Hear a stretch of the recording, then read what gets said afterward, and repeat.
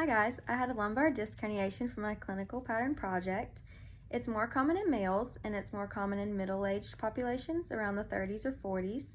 A few outcome tools used to measure can be the Visual Analog Scale or the OSTRI Low Back Pain Disability Questionnaire. The mechanism of injury, it usually results from prolonged overuse over time and degenerative changes in the intervertebral disc due to the reduced water content can lead to a stiffer disc.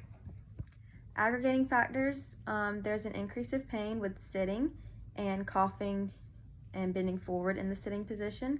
There's also an increase of pain with inactivity. An easing factor can be standing, walking, or lying prone can also promote comfort for them. There is an increase of pain in the morning. There is a need for a systems review with this population because a lot of pathologies can refer pain to the low back region, or with bowel or bladder dysfunctions, it can also result from nerve being compressed at the low back region. Precautions to take, mobilizations or manipulations should not be performed on these patients until you have ruled out a spinal fracture or a neuroscreen has been completed first. You also want to avoid any type of motion that causes their back pain to peripheralize. You also want to avoid spinal extension if you suspect that they have quad equina syndrome, which I will talk about later. For the physical exam, active and passive range of motion, they could be limited in lumbar flexion or lumbar extension, and they can also be limited in lateral flexion and rotation to one side, but it really depends on the site of, or the location of the disc injury. Accessory motion testing, they're likely to be hypomobile with PIVMs and PAVMs. For the neuroscreen, they likely have hyporeflexive patellar or Achilles tendon reflexes, and then they're likely to have sensory deficits when you do dermatomal test. With myotone testing, they likely will have some muscle weakness. It depends also on the location of the disc injury, but a few examples include weak and painless great toe extension, weak and painless ankle dorsiflexion, or weak and painless hip flexion. Special tests to perform, they might have a positive straight leg raise or a positive slump test, and in more severe nerve root impingement cases, they could have a positive crossed straight leg raise. And it will also be tender to palpation at the site of the herniation. MRIs are used as the gold standard to diagnose a disc herniation.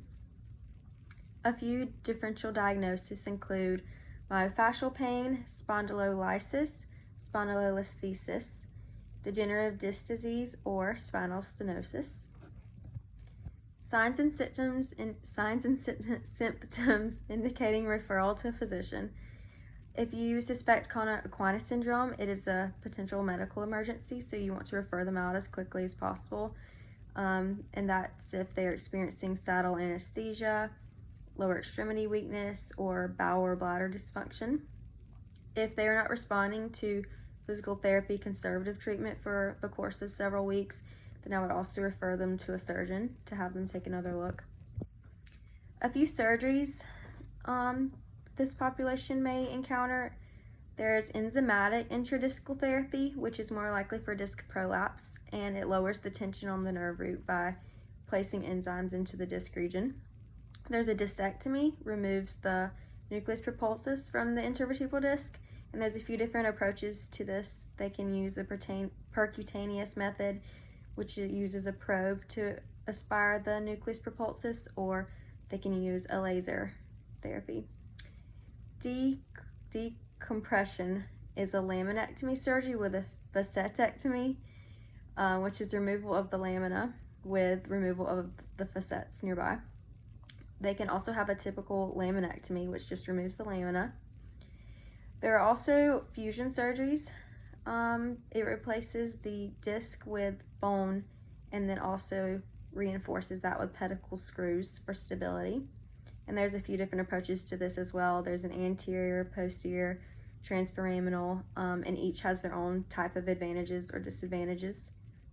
And then the disc can also be replaced with an artificial disc, which helps to restore pain-free motion in the patient while protecting an increase of loading from future injuries.